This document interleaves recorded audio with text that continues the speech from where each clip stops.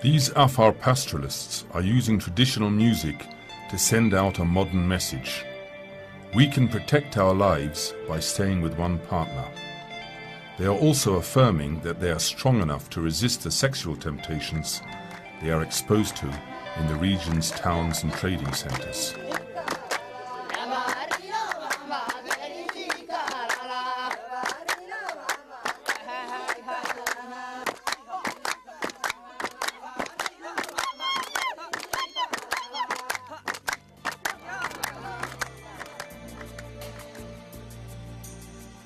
Most of Ethiopia's imports and exports pass through the Afar regional state.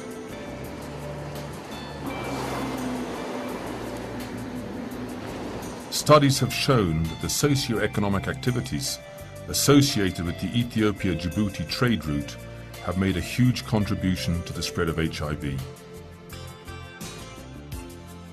74% of the total length of the asphalt road linking Ethiopia and Djibouti lies within the Afar regional state.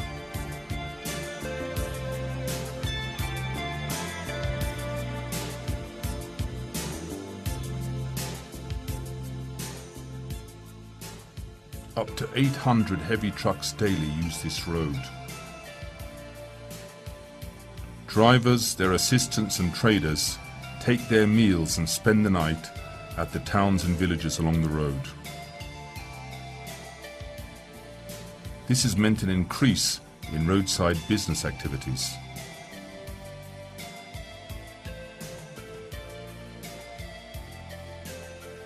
The development of trade links between Afar pastoralists and urban dwellers has contributed to the spread of HIV to the region's rural areas. Afars who come to town to sell livestock, cows, goats, sheep and camels, often end up by visiting brothels.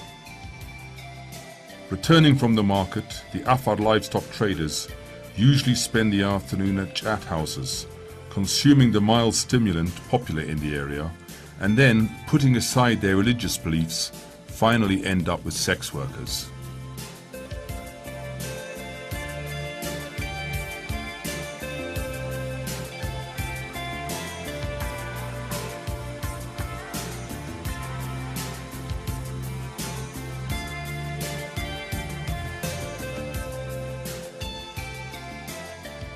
But today, a growing number of Afars are tending to shun such places when they've finished at the market. Remembering those of their friends who have died from what they call the town dweller's disease, they stay faithful to their partners and stay away from the brothels.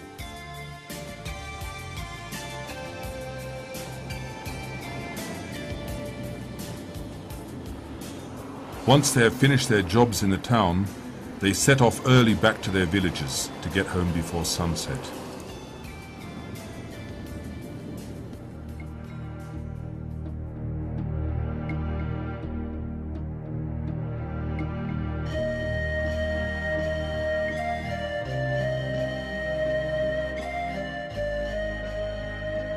Another group who have contributed to the astonishingly rapid spread of the virus from the main trade route to the rural villages that dot the Afar desert are those who are working on the large-scale commercial farms and in mineral salt manufacturing.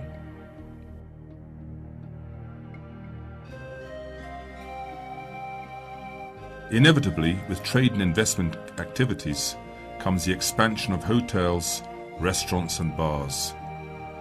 This in turn accelerates the number of sex workers in the area.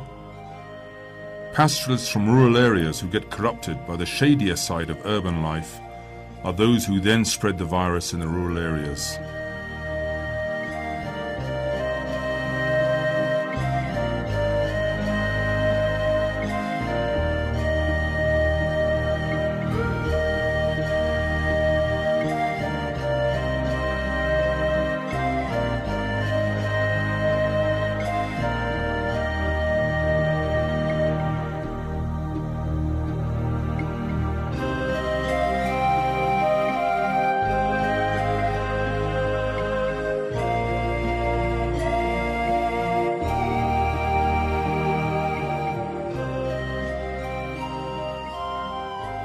Certain local cultural practices and beliefs have contributed to the transmission of HIV, escalating its spread. In particular, cultural practices related to marriage, which encourage polygamy, have given Afar men virtually unlimited freedom to choose multiple partners.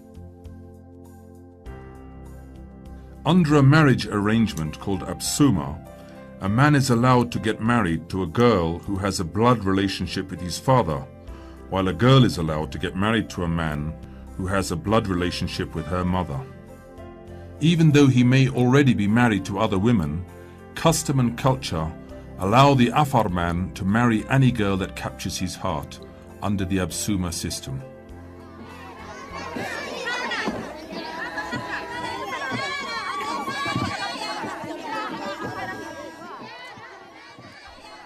Having rights as limited as the very narrow Afar Ari or village she lives in, the woman is highly exposed to infection from the virus once she starts to live with the man who has enjoyed virtually unlimited sexual freedom.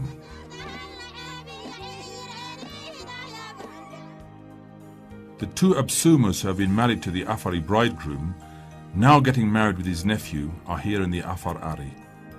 He says if it is the will of Allah, he hopes to marry an Absuma who could captivate his attention for the fourth time.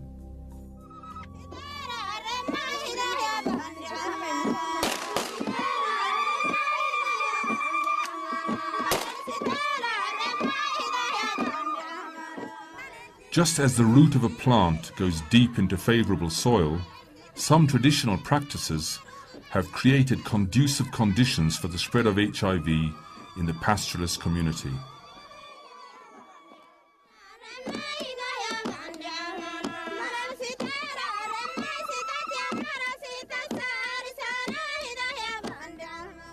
Throughout the region, in the various Ari or villages, there is a mounting death toll of pastoralists, with symptoms identified as AIDS or the town dwellers or wind disease.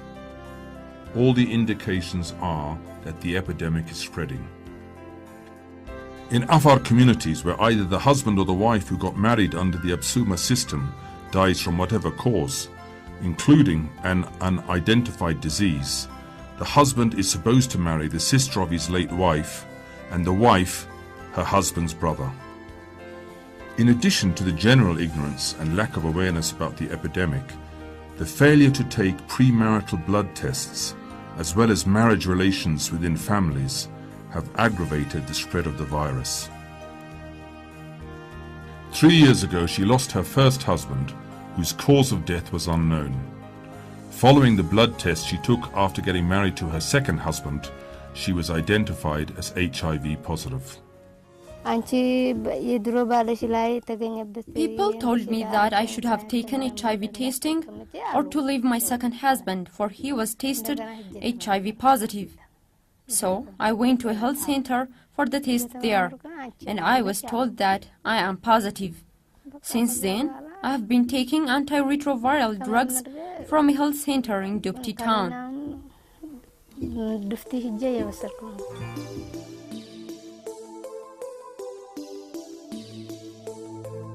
People in the region have started to see the tide turning as a result of the activities being undertaken by the region's HIV/AIDS Prevention and Control Office, which is working together with governmental and non-governmental organizations, religious institutions, various clubs and associations.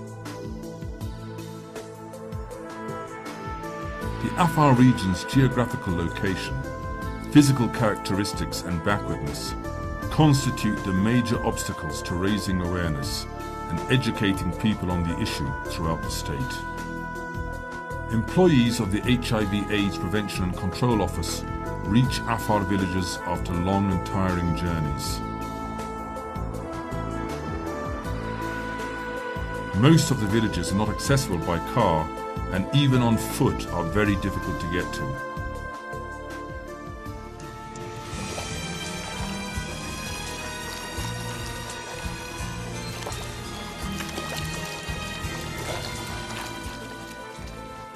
To get to the Afar villages scattered across the Awash River basin, HIV/AIDS Prevention and Control staff have to walk for hours across swampy terrain.